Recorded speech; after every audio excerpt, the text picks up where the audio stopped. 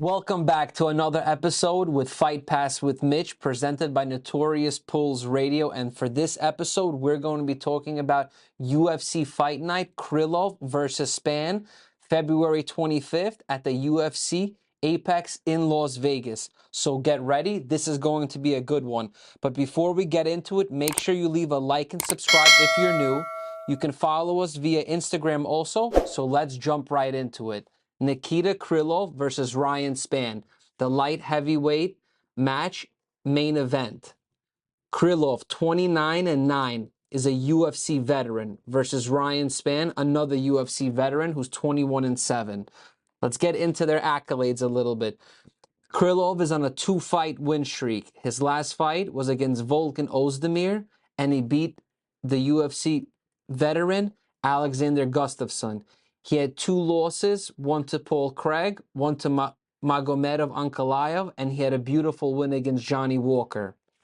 Obviously, a lot of you guys remember Spann from his last fight, where he knocked out Dominic Reyes with a beautiful KO at MSG, where we were there live. But to get into Spann's career a little bit, in 2017, he actually had a loss on Dana White's Contender Series, where he lost to Carl Robinson, who is a UFC rostered fighter. He became later on the LFA Championship light heavyweight, and then in 2018 he came back and won on the Dana White's Contender Series round 1 submission. He also had a beautiful win against Ian Kudalaba. He lost to Anthony Smith. He had a beautiful win against Misha Sirkunov, and he lost to Johnny Walker. He is a well-rounded light heavyweight. He can strike and he can submit his opponents.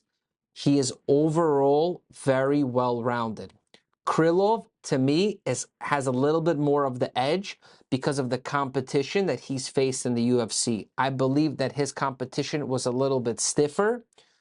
He has a much more well-rounded grappling game over Spann. And the only way I see Spann winning will not be on the ground is that if he can catch Krylov with some of his beautiful striking. Spann is a very long opponent. He's very hard to reach, but I do believe his tall frame, long legs, gives Krylov the advantage of him getting tied up and bringing him to the ground, and will give him more trouble to get up. I do believe this fight will not go all 5 rounds, and I do believe that Krylov will be able to finish him on the ground somewhere between the 3rd and the 4th.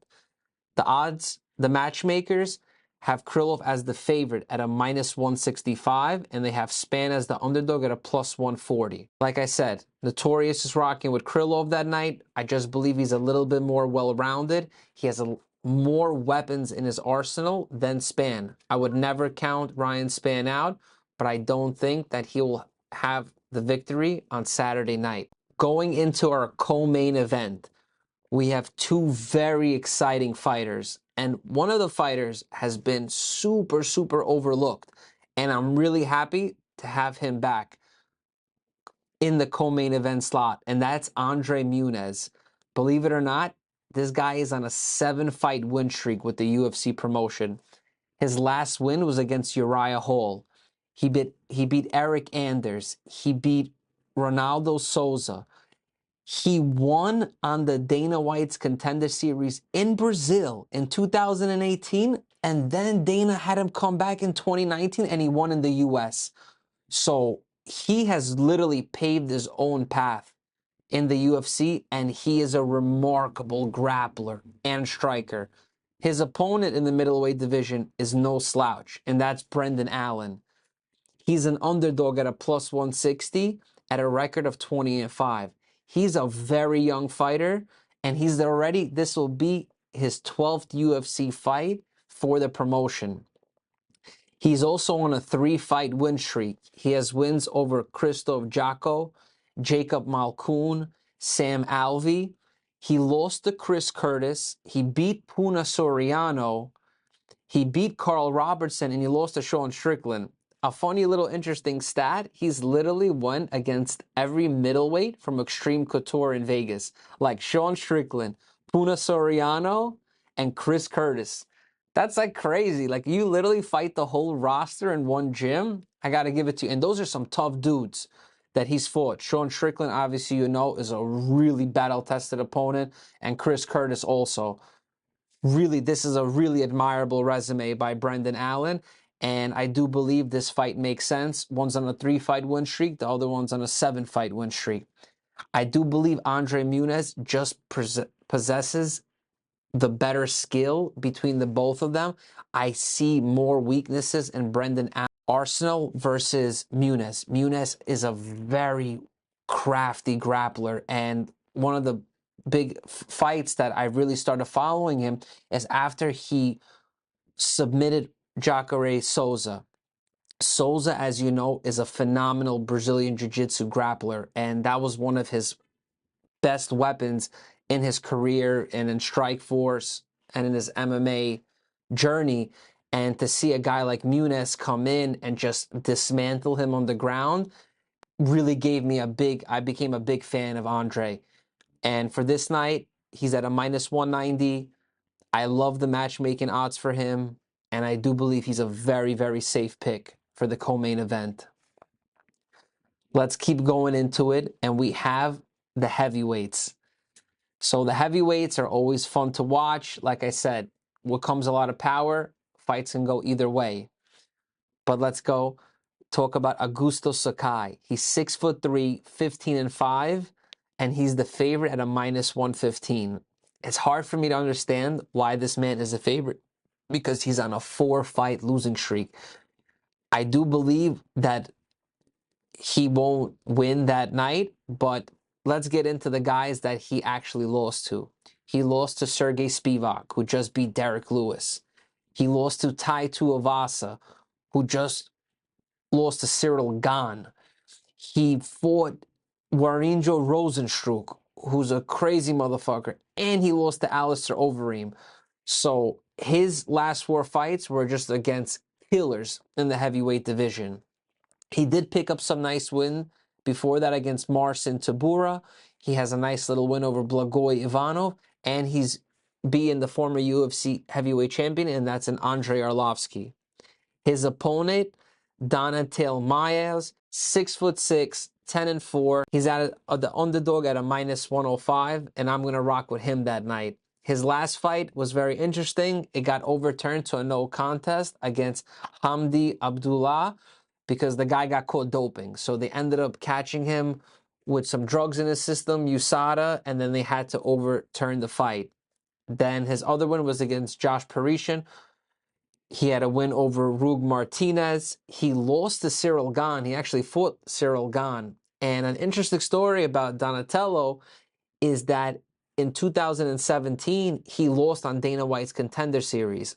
And then Dana White brought him back 2 more times. He had another appearance where he won on the Contender Series in 2018. And then he had another appearance on the Contender Series when he won in 2019. So I keep telling people, the Contender Series is one of the best outlets to enter the UFC. And even if you do lose on the Contender Series, which does happen, and I do feel like fighters get really discouraged, there's so many guys that I've just mentioned today that had losses or had wins on the Contender Series and were able to come back and re-secure their contract. So I can't wait for the Contender Series to come back and to continue watching the talent that comes out of that show. The next one is we finally got the ladies in the flyweight division fighting, and this fight looks insanely lopsided based on the matchmakings. You have Tatiana Suarez, 8-0, at a minus 900 favorite. The crazy thing is, her last fight was in 2019. She's a former Tough 23 winner. She in 2016, where she secured the performance of the night. Then she fought 1 time in 2017. She had fought 2 times in 2018, and her last win was against Nina Nunes in 2019. So we're going on almost a 4-year layoff, and this is her comeback fight. And obviously, the matchmakers still see her as the heavy favorite. She's going against Montana De La Rosa, 12-7, a plus 520 underdog. Her last fight was against Macy Barber. She had a win against Ariana Lipsky. She had a draw against Silva, and then she also lost to Vivian Araujo. I mean, based on the matchmaking, she's an undefeated fighter. I wouldn't not to tell anyone just flush their money down the toilet to go with such an underdog. So we're going to have to rock with Suarez that night. I'm excited to see her back. It's been since 2019. It's a really, really, really long layoff. I hope it wasn't just because of injuries or anything else going on, but we're really happy to have her back on the main card fighting this Saturday night. The opening fight on this main card is something that you guys need to be really excited about.